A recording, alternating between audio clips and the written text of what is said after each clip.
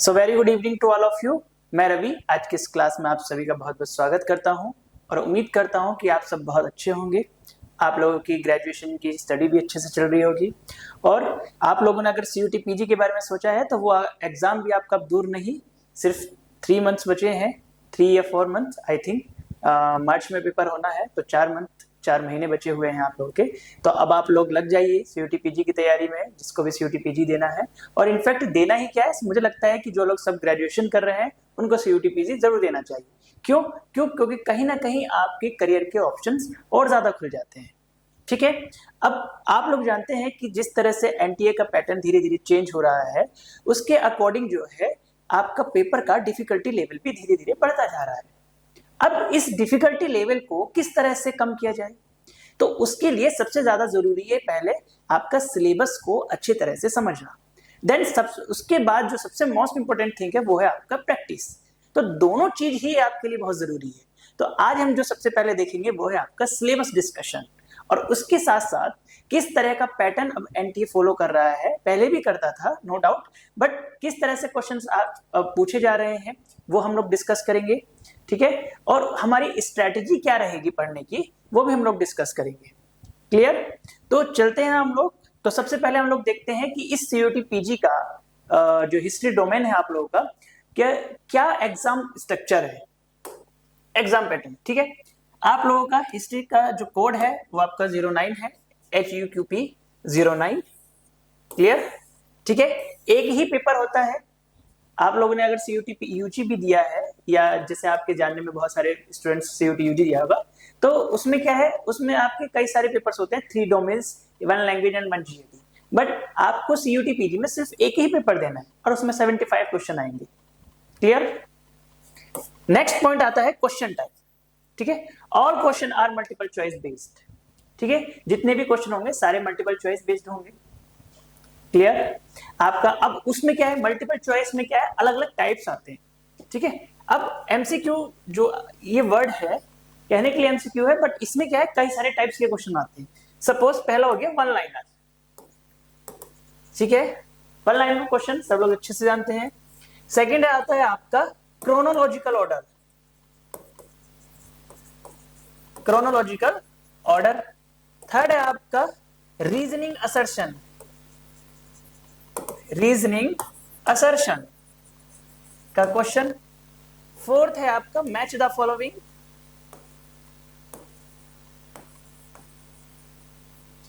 Fifth है आपका correct the statement, correct या इनकरेक्ट द स्टेटमेंट। ठीक है, तो ऐसे कई सारे टाइप्स हैं जिन पर बेस्ड जो है आपका NTA क्वेश्चन पूछता है। क्लियर? तो अब आपको अपनी तैयारी को और बेहतर बनाना होगा। अब 1 लाइनर क्वेश्चन का टाइम धीरे धीरे जा रहा है, नए नए पैटर्न से क्वेश्चन पूछे जा रहे हैं। इनफैक्ट कई बार क्वेश्चन इस तरह से पूछता है कि इनमें से कौन सा करेक्ट नहीं है, तो नॉट वर्ड कई बार स्टूडेंट्स भूल जाते हैं। तो वो सब चीजें कैसे होगा, आप लोग के प्रैक्टिस से आएगा। बार बार आप जब क्वेश्चन प्रैक्टिस करेंगे वो सारी चीजें तब इंप्रूव हो जाएगी। क्लियर? नेक्स्ट पॉइंट आता है ड्यूरेशन का। अब ड्यूरेशन कितना है, आपको 1.5 घंटा मिलेगा, 90 मिनट। ठीक है, अब मार्किंग किस तरह से होता है वो बहुत सबसे ज्यादा जरूरी है भाई। आखिरकार आपको नंबर जो लाना है, नंबर आएंगे तभी तो किसी अच्छी यूनिवर्सिटीज में एडमिशन मिल पाएगा। सबसे ज्यादा फोकस तो यही होना चाहिए। पहली चीज निगेटिव मार्किंग है, तो क्वेश्चंस को बहुत ही अटेंटिवली अटेम्प्ट करना, ध्यान से।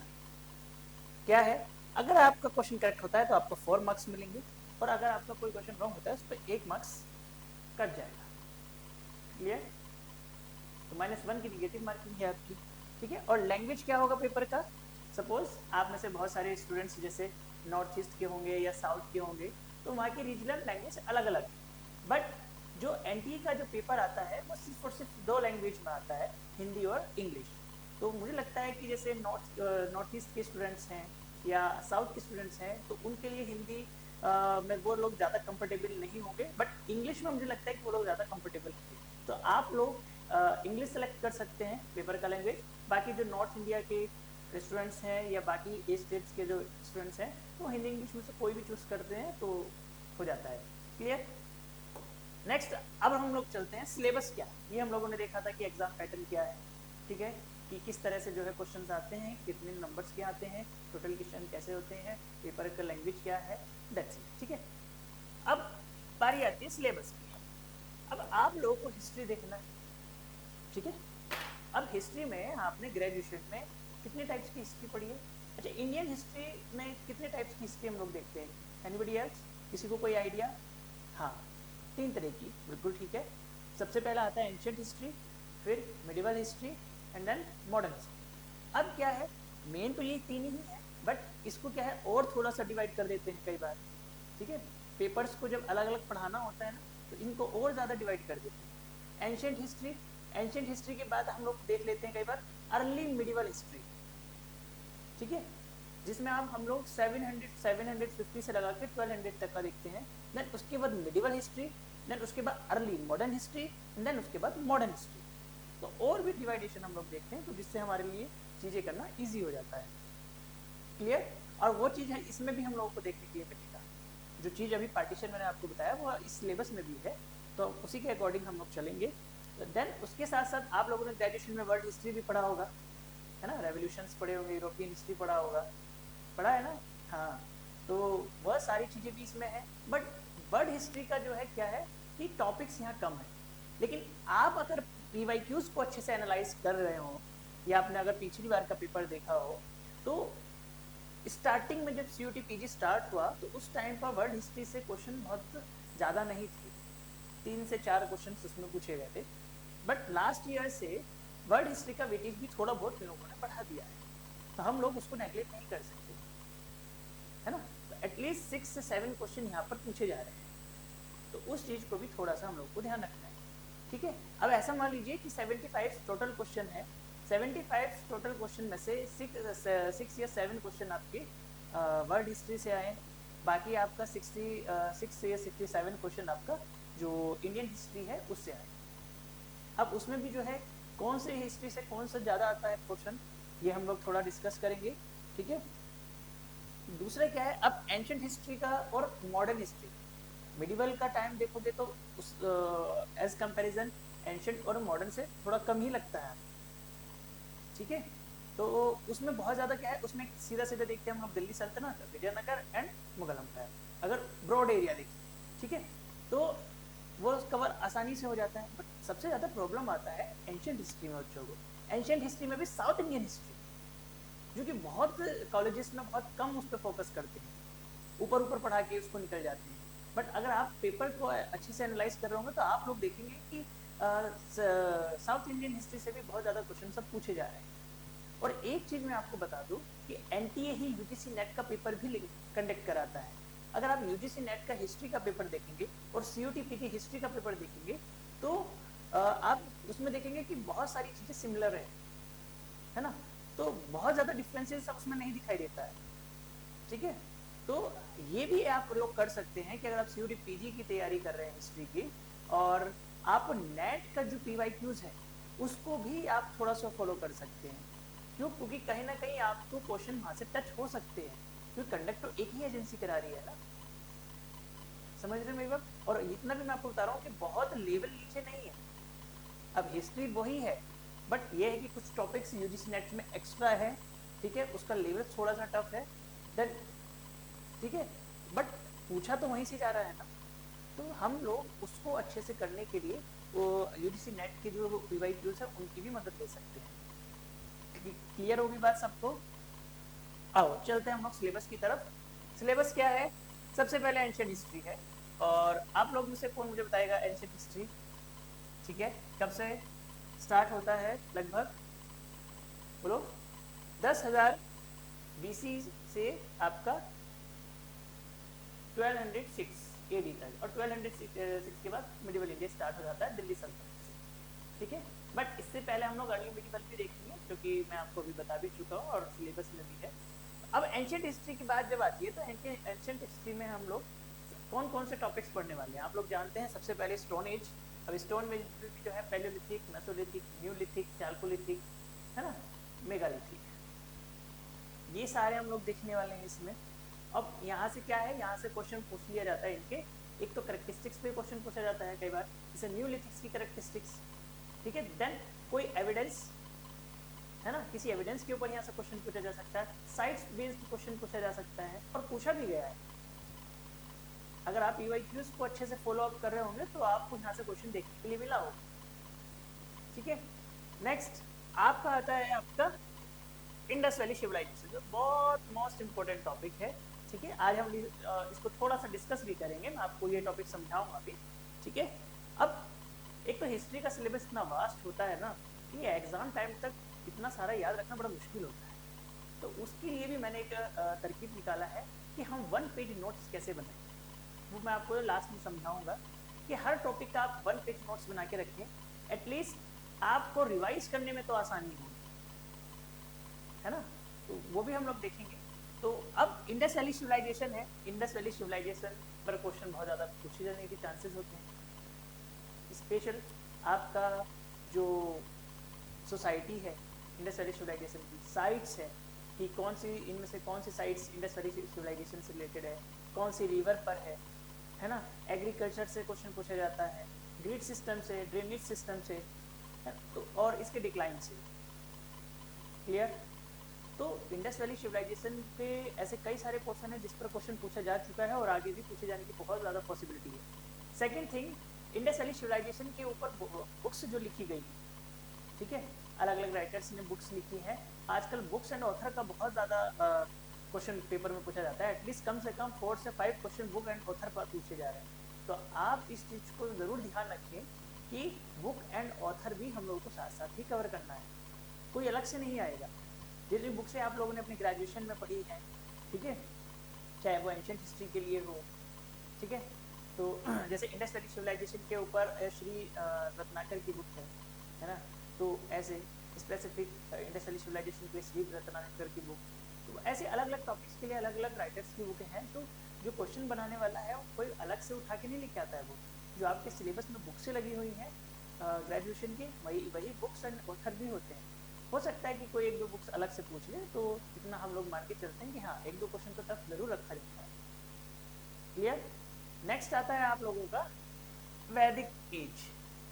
अब वैदिक एज में भी हम लोग 2 पार्ट पढ़ेंगे, अर्ली वैदिक पीरियड एंड लिटिल वैदिक पीरियड, है ना। आप लोगों ने पढ़ा होगा वैदिक पीरियड क्या उस टाइम की पॉलिटिकल कंडीशन थी, सोशल कंडीशन क्या थी, ठीक है, रिलीजियस कंडीशन क्या थी, लेटर वैदिक पीरियड में क्या क्या चीज़ें चेंजेस हुए। तो यहाँ से भी क्वेश्चन बहुत बार पूछा है, ठीक है, और आई थिंक 2023 में भी क्वेश्चन पूछा हुआ था यहाँ से। तो आप इस चीज़ को बहुत अच्छे से देखेंगे।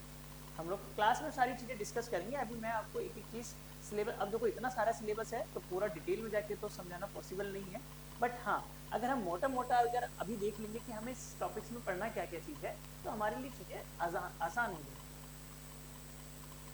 क्लियर। नेक्स्ट आता है आपका state formation in ancient India.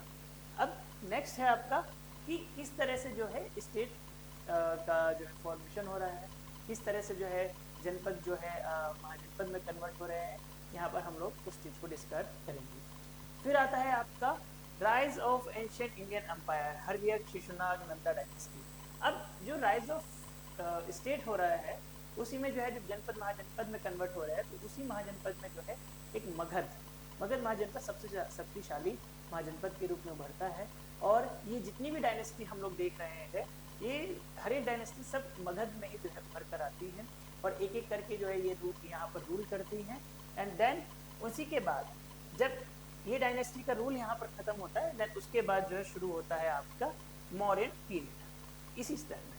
But इसी के साथ साथ हम लोग रिलीजियस जो मूवमेंट है वो भी हम लोग यहाँ पर देख रहे होते हैं, जिसमें हम लोग बुद्धिज्म एंड जैनिज्म के बारे में भी पढ़ेंगे। और बुद्धिज्म के बारे में स्पेशली बहुत बार क्वेश्चन पूछा है, तो इस चीज़ को प्लीज़ आप लोग ध्यान रखिए। बुद्धिज्म और जैनिज्म से क्वेश्चन कई बार आया है और आगे आने के भी चांसेस बहुत ज़्यादा। क्लियर। अब मगध में जो है इन सारी डायनेस्टी का रूल जब खत्म होता है तो आपका आता है मौर्यन। अब मौर्यन पीरियड की कई सारी जो है अपनी कैरेक्टरिस्टिक्स हैं, जैसे सोशल कैरेक्टरिस्टिक्स क्या है, पॉलिटिकल क्या है एंड कल्चरल क्या है, सोशल क्या है, ठीक है। और आपका ये हम लोग बता ही चुके हैं। अब इसमें भी कई सारे पॉइंट्स आते हैं जो कि हम लोग क्लास में डिस्कस करेंगे। मौर्यन के जो एडमिनिस्ट्रेशन है वहाँ से क्वेश्चन बहुत बार पूछा गया है, ठीक है, बहुत बार इन द सेंस कि जब से पेपर शुरू हुआ है ना, कहने का मतलब वो है। तो यहाँ से क्वेश्चन पूछा जा सकता है।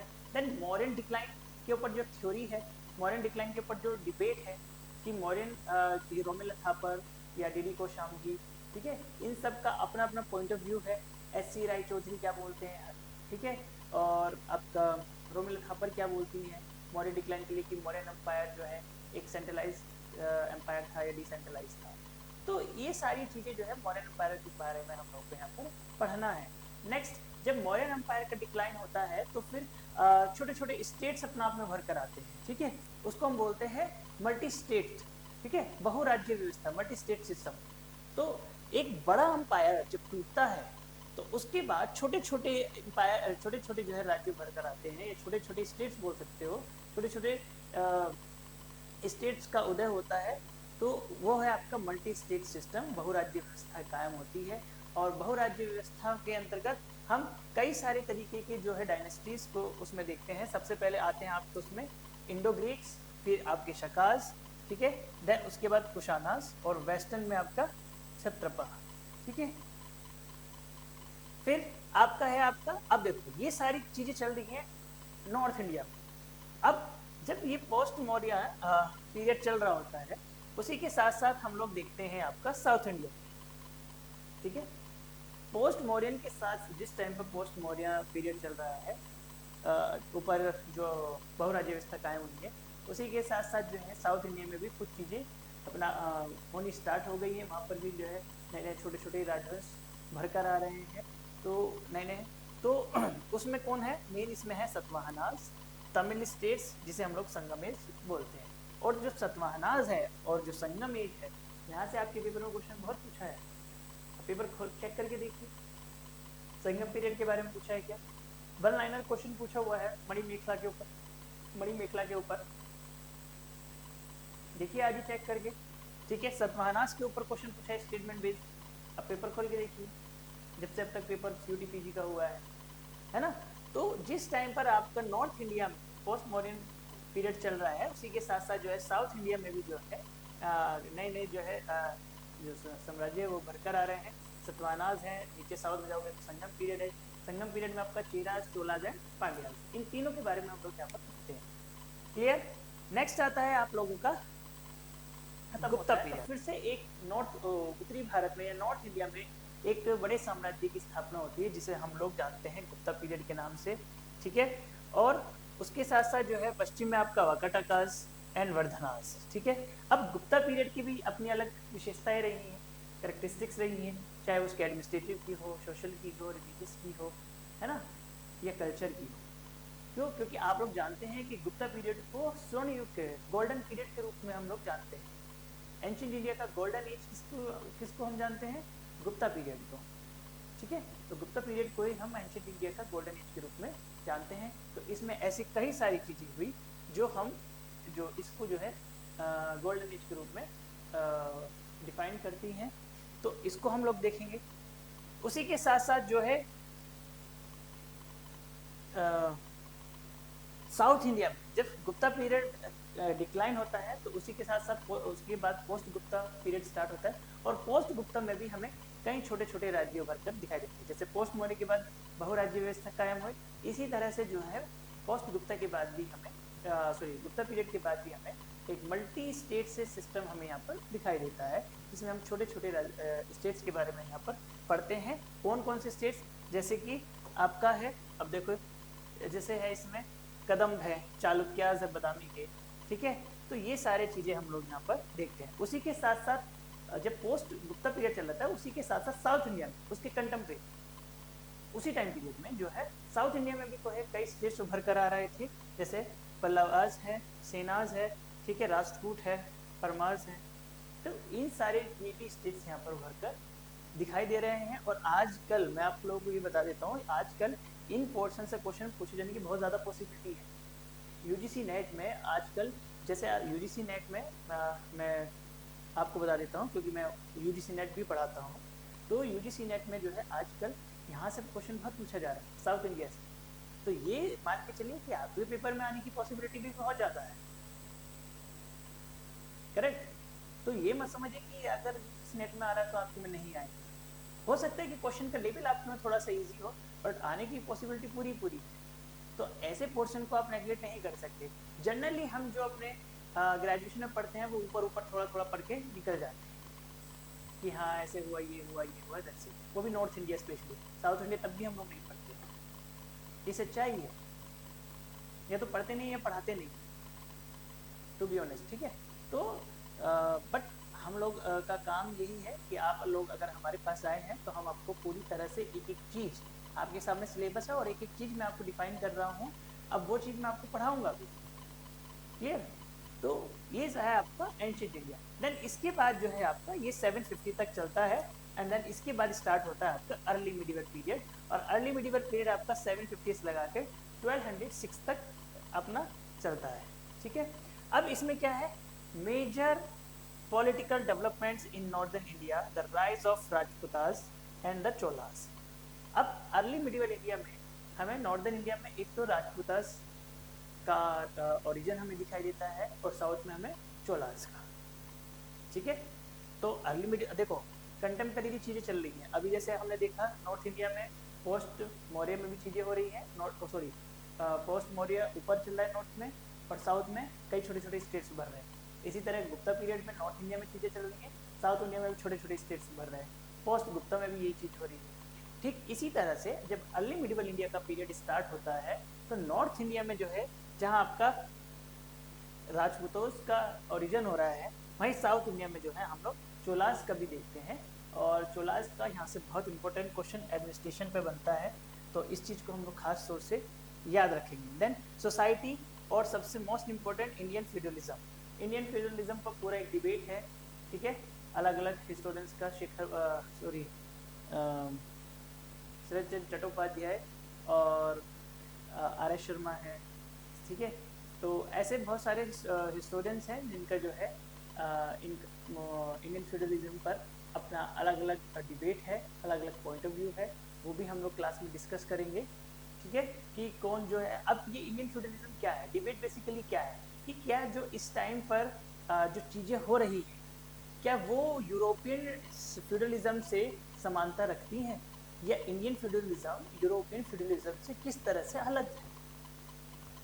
तो वहीं पर जो है कुछ हिस्टोरियंस के बीच में डिबेट है कि नहीं, कि जो हमें इंडिया में जो सिस्टम दिखाई दे रहा है ये यूरोपियन से कई हद तक मैच करता है, और कुछ का मानना है कि नहीं, ये एक अलग ही तरीके का फ्यूडलिज्म हमें यहाँ पर दिखाई दे रहा है। तो इस पर पूरा डिबेट है जो कि हम लोग क्लास में पढ़ने वाले हैं, ठीक है। नेक्स्ट है आपका मिडिवल हिस्ट्री, ठीक है। अब मिडिवल हिस्ट्री क्या है आपका, 1206 से आपका 1707 तक चलता है। देन उसके बाद आएगा आपका मॉडर्न हिस्ट्री ऑफ इंडिया, जो कि 1707 से आपका 1947, ठीक है। जितनी चीज़ें अब हम लोगों ने यहाँ पर डिस्कस की है, उसी को मैंने जो है यहाँ पर एक अलग थोड़ा सिंपल वे में यहाँ पर इसको स्ट्रक्चर्ड किया है कि मैं आपको दिखाता हूँ। जैसे एंशिएंट इंडियन हिस्ट्री में आप लोगों को डिस्क्राइब कर चुका हूँ, ठीक है, कि हम लोगों को पढ़ना कैसे है, क्या है, हम लोग कैसे पॉइंट्स को देखेंगे। जैसे हम लोग अभी मैंने बताया कि स्टोन एज, फिर चालकोलिथिक, इंडस वैली सिविलाइजेशन आ रहे हैं, ठीक है। ये एक हम लोग का पोर्शन हो गया। सेकंड पोर्शन होगा हमारा इंडियन हिस्ट्री में ही state formation in ancient India, rise of ancient Indian empire and age of religion Buddhism. ये हमारा पोर्शन बी हो गया, क्लियर। अब अगर आप पूरे सिलेबस को छोटे छोटे पार्ट में डिवाइड कर लोगे, वो आपके लिए पढ़ना उतना ही ईजी हो जाएगा, उतना ही ईजी हो जाएगा पोर्शन को कवर करना। अब जैसे वहाँ पर बहुत ही ज़्यादा लिखा हुआ है ना, तो उसको थोड़ा सा सिंपल वे में हम लोगों ने यहाँ पर किया है। देन उसका थर्ड पार्ट है एंशिएंट इंडियन का ही, modern age, post modern age और early state and society in south India, ठीक है। फोर्थ पार्ट आएगा Gupta, Vakatakas and Vardhanas, regional state during Gupta eras, clear. ये हो गया आपका एंशिएंट इंडिया। देन उसी के बाद हम लोगों ने अर्ली मिडिवल इंडिया देखा, जिसमें हम लोग जो है चोलास और राजपूतास देखेंगे। फिर अब आते हैं हम लोग मिडिवल हिस्ट्री ऑफ इंडिया, जो कि 1206 से स्टार्ट होता है और आपका 1707 तक यहाँ पर चलता है, मुगल पीरियड की एंडिंग तक। अब इसे भी हम लोग दो पार्ट में डिवाइड करके देखेंगे। जैसे फर्स्ट पार्ट है आपका बेसिकली इस्टेब्लिशमेंट ऑफ दिल्ली सल्तनत, कि दिल्ली सल्तनत का इस्टेब्लिशमेंट किस तरह से हो रहा है, ठीक है। और फॉरेन इन्वेजन, इससे पहले जो है फॉरेन इन्वेजन हुआ है ना, ठीक है। सबसे पहले अरब आक्रमणकारी आए, ठीक है, फिर तुर्क आए, है ना, और उसी के बाद जो है आपका दिल्ली सल्तनत यहाँ पर इस्टेब्लिश हुआ। तो ये सारा प्रोसेस हम लोग देखेंगे यहाँ पे। देन अब जिस टाइम पर दिल्ली सल्तनत इस्टेब्लिश हो रहा है आपका नॉर्थ इंडिया में, उसी टाइम पर साउथ इंडिया में क्या घटनाएं घटित हो रही है। जिस टाइम पर नॉर्थ इंडिया में दिल्ली सल्तनत इस्टेब्लिश हो रहा है, उसी टाइम पीरियड में हमें साउथ इंडिया में विजयनगर और बहमनी किंगडम की स्थापना होती दिख रही है। ठीक है कि क्यों, अब यही दो स्टेट ऐसे थे जो बहुत ही पावरफुल थे उसी इस टाइम पर साउथ इंडिया में।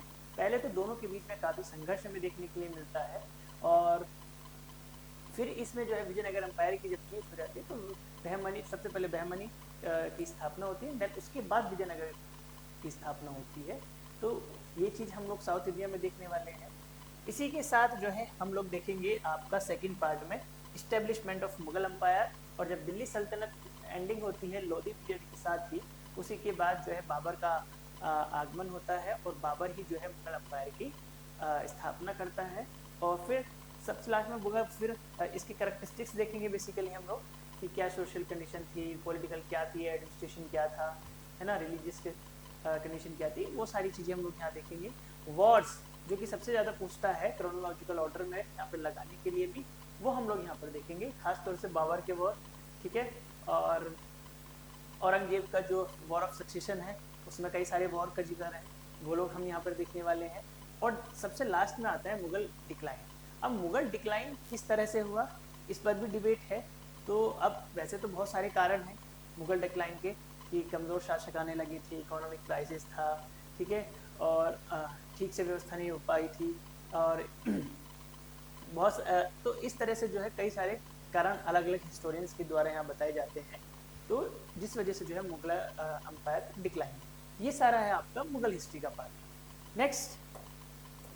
नेक्स्ट आता है modern history of India. Modern history of India शुरू होने से पहले हम लोग देखते हैं थोड़ा सा अर्ली मॉडर्न इंडिया क्या है बेसिकली, कि जो आपका मिडिवल इंडिया का डिक्लाइन हो रहा है 18 सेंचुरी वाला, 18वीं शताब्दी का इतिहास जिसे हम लोग स्पेसिफिक बोलते हैं। और इस 18वीं शताब्दी के इतिहास को बेसिकली, ठीक है, 18वीं शताब्दी या 18th सेंचुरी की जो हिस्ट्री है या जो लिखा हुआ है मॉडर्न हिस्टोरियोग्राफी, तो जो 18th सेंचुरी की जो हिस्टोरियोग्राफी जो बेसिकली वो है आपके dark age versus economic prosperity.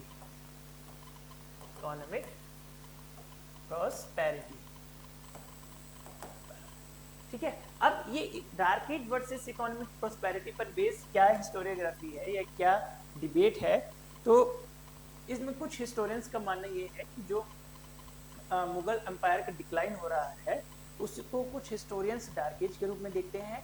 वहीं पर अगर हम इकोनॉमिक प्रोस्पेरिटी की बात करें तो कुछ हिस्टोरियंस का ये मानना है कि हाँ, हालांकि जो है मुगल एम्पायर एक बड़ा एम्पायर था और उसका डिक्लाइन हुआ, बट उसी के साथ साथ अगर हम लोग देखते हैं तो कई छोटे छोटे रीजनल स्टेट भी उभर कर आ रहे हैं जो कहीं ना कहीं जो है अपनी अपनी अर्थव्यवस्था में बहुत स्ट्रॉन्ग है, अपने अपने क्षेत्र में बहुत स्ट्रॉन्ग है, जिससे जो है वो इकोनॉमिक प्रॉस्पेरिटी के रूप में हमें दिखाई देता है। इस पे बहुत सारे सी ए वैली जैसे कई सारे हिस्टोरियंस की अपनी अलग अलग डिबेट है, ठीक है, और सीमा अलवी है, सी ए वैली है, तो अलग अलग हिस्टोरियंस ने इस पर जो है काम किया है। तो जब इसका पोर्शन आएगा वो हम लोग पूरा देखेंगे भी, और इस पे एक स्पेसिफिक मेरा क्लास जो है यूट्यूब चैनल जो कि बेस्ट का यूट्यूब चैनल है उस पर मेरा ऑलरेडी पढ़ा हुआ है, आप चाहे तो वहाँ पे जाके उसको आज भी देख सकते हैं। तो पूरा डिबेट मैंने वहाँ पर बहुत सिंपल तरीके से समझा रखा है, तो आज उसको आप वॉच भी कर सकते हैं, ठीक है। फिर उसके बाद जब हम लोग ये देखेंगे historiography economy versus dark age versus economic prosperity का, तो उसके बाद आता है आपका कॉलोनियलिज्म इन इंडिया, उपनिवेशवाद है कि भारत में जो है कॉलोनियलिज्म की स्टार्टिंग कैसे हुई, किस तरह से जो है जो कंपनियां आ रही हैं उनका क्या ऑर्डर है, सबसे पहले कहाँ पर कंपनी इस्टेब्लिश की गई, कौन सी कंपनी आई, उन्होंने अपनी जो है जो कॉलोनी थी वो कहाँ कहाँ पर इस्टेब्लिश की। यहाँ से क्वेश्चन पूछा गया है पहले भी और आगे भी पूछे जाने की पूरी पॉसिबिलिटी है, क्लियर। नेक्स्ट आता है British Raj and British expansion in India.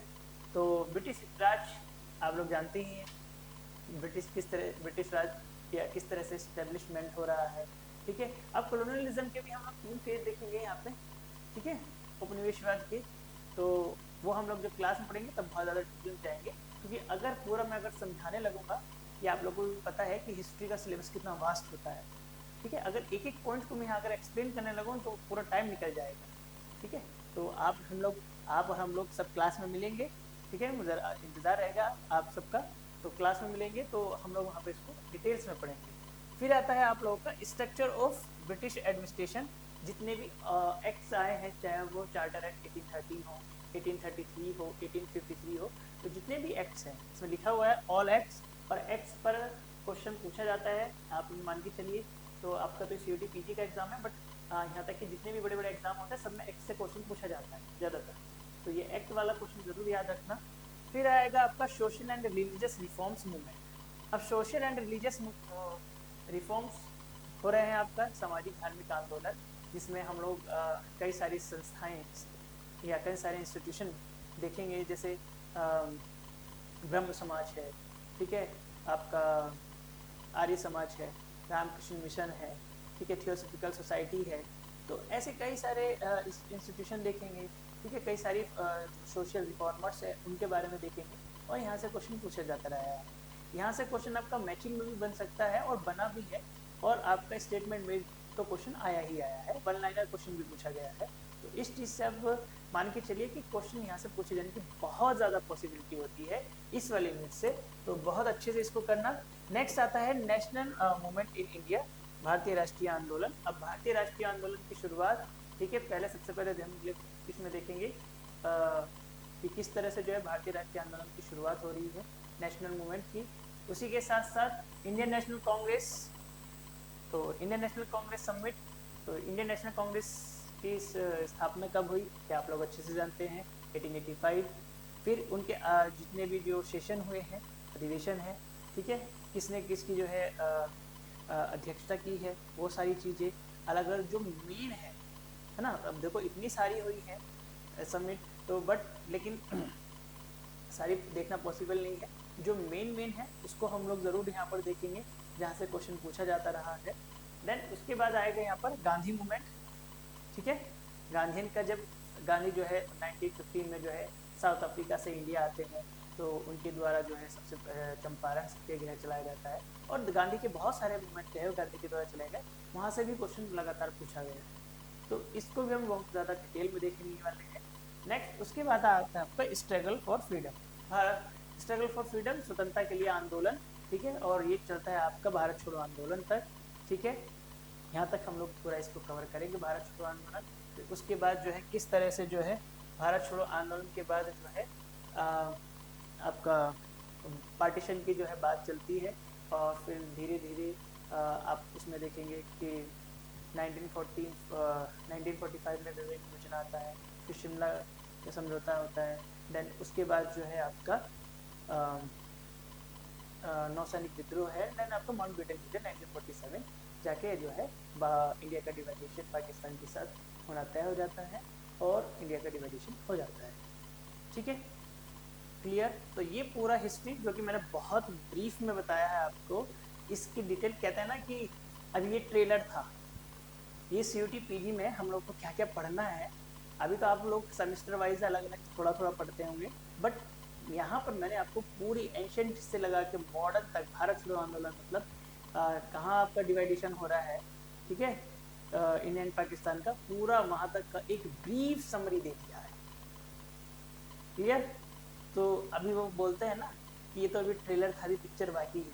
तो पिक्चर चलेगी अगले 4 महीने, ये आपका 1 घंटे का भी ट्रेलर था बेसिकली, ठीक है। अब इस ये तो था आपका इंडियन हिस्ट्री। अभी आते हैं हम लोग वर्ल्ड हिस्ट्री पर। वर्ल्ड हिस्ट्री में कौन कौन से टॉपिक्स हम लोगों को दिए गए हैं। वर्ल्ड हिस्ट्री के जो टॉपिक्स है उसमें कुछ रेवोल्यूशन है जो कि आप लोगों ने पढ़े भी होंगे। सबसे पहले है फ्रेंच रेवोल्यूशन, ठीक है। फ्रेंच रेवोल्यूशन के कॉजेस क्या थे, फेमस पर्सनैलिटीज कौन कौन सी थी, क्या मोटिव था, ठीक है। तो यहाँ से रिलेटेड क्वेश्चन यहाँ से पूछा जाता रहा है, ठीक है, वन लाइनर भी और स्टेटमेंट बेस्ड भी, ठीक है। और आजकल यहाँ से क्वेश्चन पूछे जाने का बहुत ज़्यादा ट्रेंड हो गया है, मतलब यूरोपियन हिस्ट्री से। फिर आपका England revolution, American revolution, Russian revolution, ठीक है। 4 रेवोल्यूशन है, चारों के बारे में हम लोग पढ़ेंगे, क्या कारण रहे हैं इन रेवोल्यूशन के, और यहाँ की मेजर घटनाएं क्या रही, मेजर इवेंट क्या रहे हैं, और फेमस पर्सनैलिटी कौन कौन सी रही है, कौन कौन से इनके फिलोसफर हैं, यहाँ से रिलेटेड क्वेश्चन जरूर हम लोग देखेंगे। फिर आता है हम लोग को world war, first and second world war. First world war and second world war के क्या कारण है, क्या उसका रिजल्ट रहा, एंड देन उसके बाद की कंडीशंस क्या रही, यहाँ तक हम लोगों को यूरोपियन हिस्ट्री में देखना है। आप मान के चलिए, देखिए ये 5 हैं और 5 में से कम यहाँ से आजकल 5 to 7 क्वेश्चन पूछे जा रहे हैं। ठीक है, तो अच्छा ठीक ठाक है, इसको भी हम लोग नेगलेक्ट नहीं कर सकते कि हाँ जो ये नहीं सोच सकते कि चलो छोड़ देते हैं। पढ़ना है हम लोगों को, वो अलग बात है कि पेपर में हम लोगों को कितना आता है यहाँ से कितना नहीं, बट पढ़ना ज़रूर है, छोड़ना नहीं है कुछ भी। क्लियर? चलो, अब ये तो था हम लोगों का सिलेबस डिस्कशन जो कि हम लोगों ने किया कि CUT PG में हम लोगों को बेसिकली CUT PG जो हिस्ट्री डोमेन है उसमें हम लोगों को पढ़ना क्या क्या है। अब मैंने आपको स्टार्टिंग में ये बताया है कि इस NT के द्वारा अलग अलग टाइप से क्वेश्चन पूछे जा रहे हैं। क्लियर? अब अलग अलग टाइप से क्वेश्चन पूछे जाने का मतलब क्या था कि कुछ क्वेश्चन रीजनिंग असर्शन के होंगे, कुछ वन लाइनर होंगे, ठीक है, कुछ मैच द फॉलोइंग होंगे और कुछ आपके करेक्ट इनकरेक्ट वाले होंगे, कुछ क्रोनोलॉजिकल ऑर्डर वाले। क्लियर? अब उन्हीं सारे टाइप्स पर मैंने यहाँ पर कुछ क्वेश्चन उठाए हैं आपको समझाने के लिए, और ये क्वेश्चन सब आपके PYQs में आए हुए हैं, ऐसा नहीं है। तो आपको जितना मैंने अभी समझाया है, आपको क्वेश्चन यहाँ से देखने के लिए भी मिलेगा। क्या है, फर्स्ट क्वेश्चन दिया हुआ है और असर्शन का क्वेश्चन है, द किंग ड्यूरिंग लेटर वैदिक पीरियड की हम लोगों ने बात की थी, और मैंने आपको बताया था कि जो है लेटर वैदिक पीरियड के बारे में भी हम कई सारे जो उनके फीचर्स है कि क्या सोशल कंडीशन है, क्या रिलीजियस कंडीशन रही है, क्या कल्चरल कंडीशन है, तो उसके बारे में हम लोग क्लास में पढ़ेंगे। तो ये वहीं से ही क्वेश्चन उठाया गया है इसके सोशल कंडीशन से कि क्या कि द किंग ड्यूरिंग लेटर वैदिक period perform various sacrifice and rituals.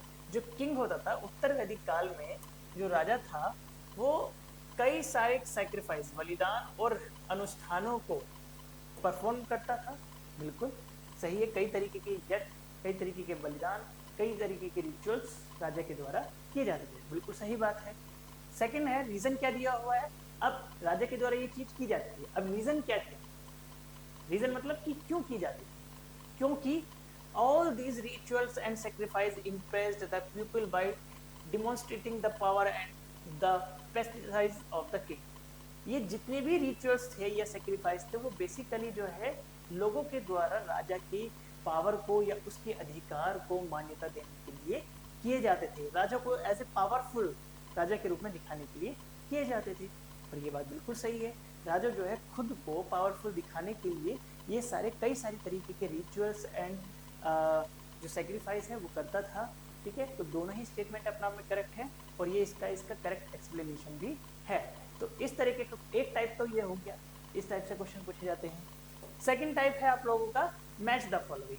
आप लोगों ने देखा होगा कि जिस टाइम पर जो है मॉडर्न इंडिया में जो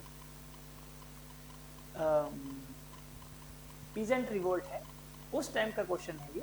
ठीक है, कई सारे रिवोल्ट हम लोग पढ़ने हैं और खास तौर से रिवोल्ट पे जो क्वेश्चन आता है वो मैच द फॉलोइंग में ही आता है। अभी तक आप पेपर उठा के देखेंगे जितने भी रिवोल्ट पे क्वेश्चन पूछे गए हैं, चाहे वो फार्मर रिवोल्ट हो या आपका ट्राइबल रिवोल्ट हो या पीजेंट रिवोल्ट हो, वो सारे ज़्यादातर आपको मैच द फॉलोइंग में ही पूछे गए।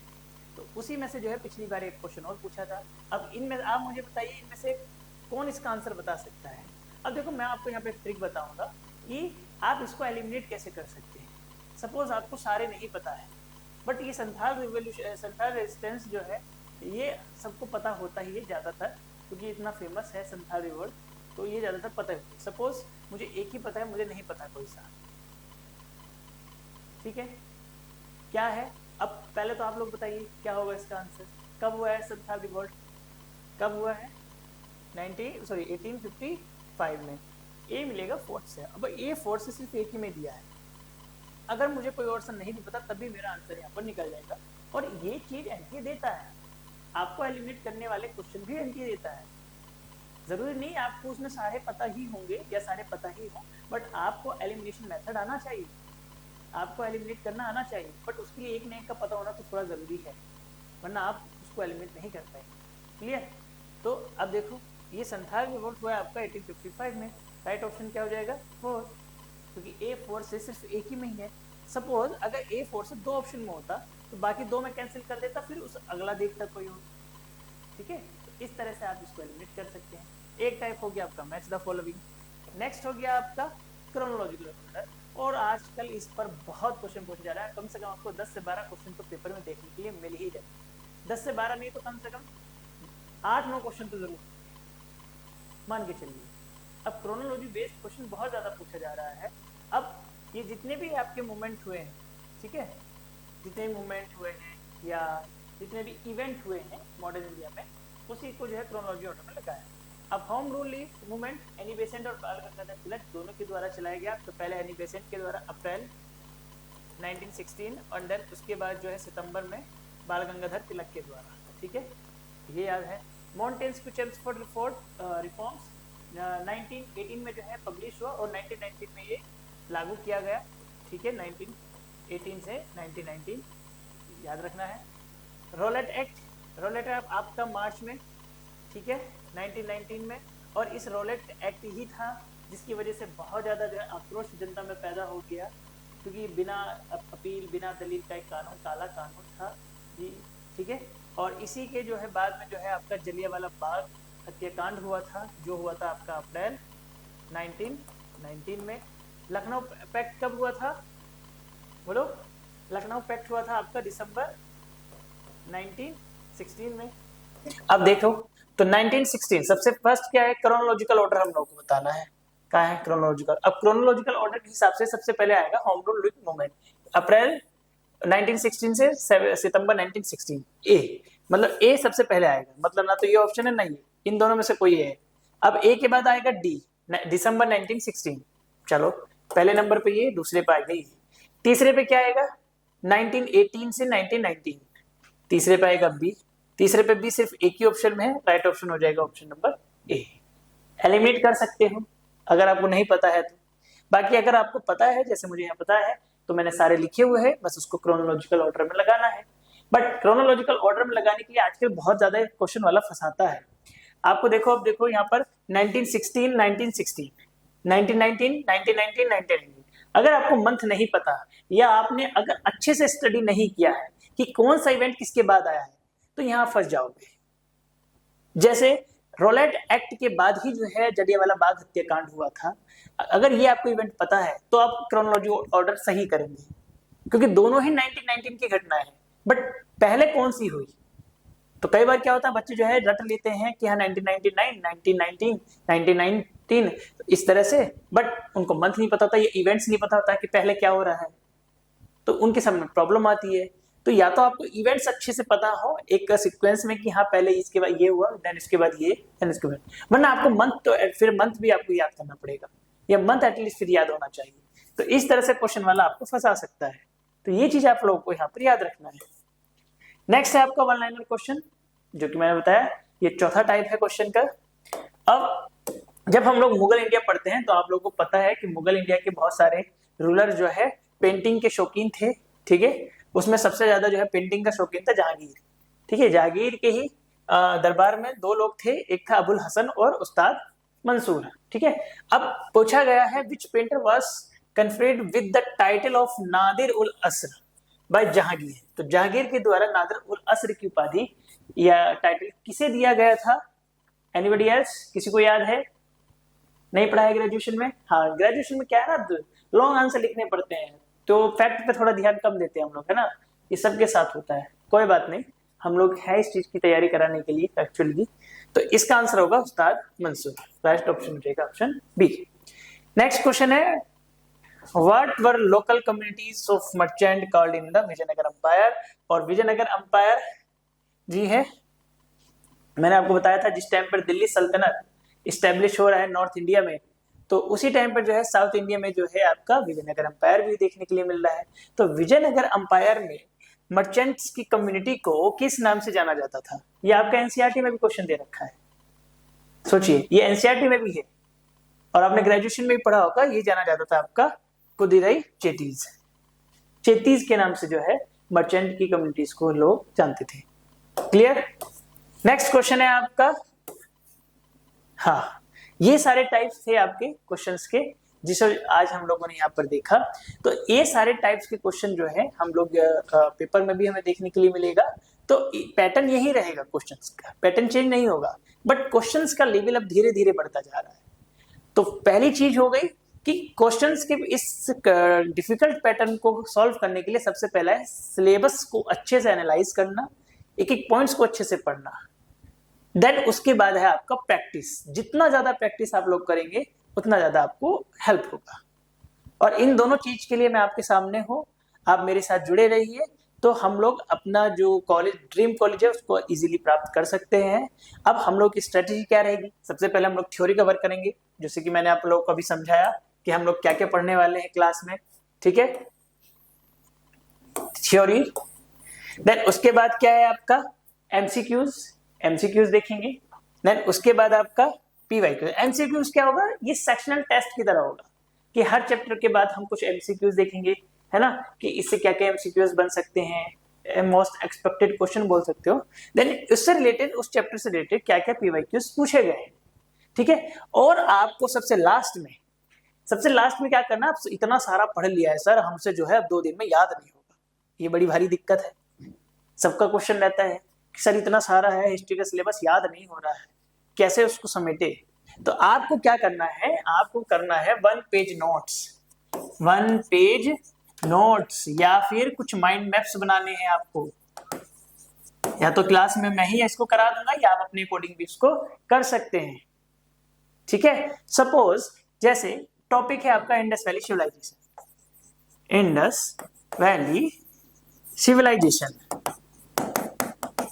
ठीक है। अब 1 पेज नोट्स, एक ही पेज पर मुझे पूरा इंडस वैली सिविलाइजेशन पढ़ना है, ठीक है। मैं क्या करूंगा, यहां पर देखूंगा कि मेजर साइट्स क्या क्या है, ठीक है।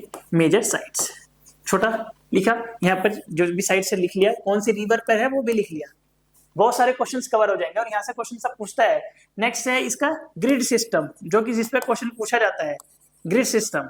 इसी के साथ साथ एग्रीकल्चर के जो मेजर पॉइंट है, मतलब आपको करना क्या है कि जो भी आप हेडिंग्स पढ़ रहे हैं, यहाँ पे जो भी हेडिंग लिख रहे हैं उसके मेजर पॉइंट्स क्या है, ठीक है, वो आपको पीवाईक्यूज एनालिसिस करके आपको समझ में आ जाएगा, या जितना मैं आपको पढ़ाऊंगा उससे आपको बहुत कुछ समझ में आ जाएगा कि मेजर पॉइंट्स क्या है। उनको यहाँ पर नोट करना है, पूरी कहानी नोट नहीं करना है, सिर्फ मेन पॉइंट्स नोट करना है, जिससे आप पढ़े उसको तुरंत आपके माइंड में क्लिक कर जाए कि हाँ सर ने ये समझाया था, ठीक है।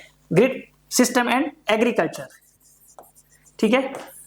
देन उसके बाद सोशल कंडीशन क्या है, ब्यूरियल्स, मृतकों को दफनाना, ठीक है। उसके बाद सील्स, ठीक है। देन उसके बाद क्या है आपका ट्रेड, कहां से ट्रेड हो रहा है। देन उसके बाद डिक्लाइन, ठीक है। डिक्लाइन में जैसे आपका आर्याज इन्वेजन है, ठीक है, सूखा है, उसके बाद जो है रिवर्स का अपने मार्ग से हट जाना है, तो ये सारे यहाँ पे कॉजेज है। तो ये क्या है आपका माइंड मैप है, या इसको 1 पेज नोट्स के रूप में भी आप लोग फॉलो कर सकते हैं। तो इस तरह से हर एक टॉपिक का अपना बना के रखिए। अब इसको थोड़ा सा आप चाहे इलेबोरेट कर सकते हैं एक ही पेज पे, तो ये आपका 1 पेज नोट्स हो जाएगा, है ना, मेजर पॉइंट्स को। और ये क्या होता है, आपको मुश्किल से मुश्किल आपको इस पेज को रिवाइज करने में मैं मानता हूँ 1 से 1.5 घंटा लगेगा, अगर आपने नहीं भी पढ़ा है तो। अब चीजें आपकी पढ़ी हुई रहेंगी तो आपको रिवाइज करने में उतनी ही आसानी होगी। और आपको जब आप कोई भी हिस्टोरियंस की हिस्टोरियोग्राफी पढ़ रहे होंगे या आप कोई भी डिबेट पढ़ रहे होंगे, तो डिबेट्स में बहुत ज्यादा लिखा पढ़ी नहीं करना है आपको डिबेट्स को बांटना है। जैसे मैंने बोला कि dark age versus economic prosperity, ठीक है। अब कौन कौन से हिस्टोरियंस डार्क एज बोलते हैं, पहले तो हिस्टोरियंस, कौन कौन इकोनॉमिक प्रॉस्पेरिटी बोलते हैं, पहले पॉइंट ये हो गया। अब डार्क एज क्यों बोलते हैं उसके 3 पॉइंट्स नोट कर लिए कि डार्क एज इसलिए बोलते हैं, इकोनॉमिक प्रॉस्पेरिटी क्यों बोलते हैं इसलिए बोलते हैं, खत्म, आधे पेज में काम हो गया है। और ये मैंने जो है YouTube पे एक लेक्चर पढ़ा हुआ है मेरा, आप वहां पे देख सकते हैं, मैंने बिल्कुल अच्छे से इसको बहुत इजीली समझाया हुआ है टेबल बना के। तो आप आज ही जाके इसको देखिए तो आपको ये टॉपिक वहां पर मिल भी जाएगा। तो इस तरह से जो है हम लोग अपनी तैयारी को और बेहतर कर सकते हैं अपना। और लास्ट में मैंने आपको याद करने का तरीका यहाँ पर बता भी दिया है, 1 पेज नोट्स या माइंड मैप के थ्रू आप जो है अपनी तैयारी को और आसान कर सकते हैं। और सबसे ज्यादा प्रैक्टिस, जो कि सब किसी भी एग्जाम की की होती है, तो प्रैक्टिस मेक्स मैन परफेक्ट, एक जो स्लोगन है वो आप लोगों को कभी भूलना नहीं चाहिए। इसलिए लगातार प्रैक्टिस करते रहिए, वही आपको सफलता दिला सकती है। तो इसी के साथ मैं अपनी बात को यहीं पर खत्म करता हूँ और हम लोग अपने नए टॉपिक्स के साथ अपने नेक्स्ट क्लास में मिलेंगे। आज के लिए इतना ही, थैंक यू।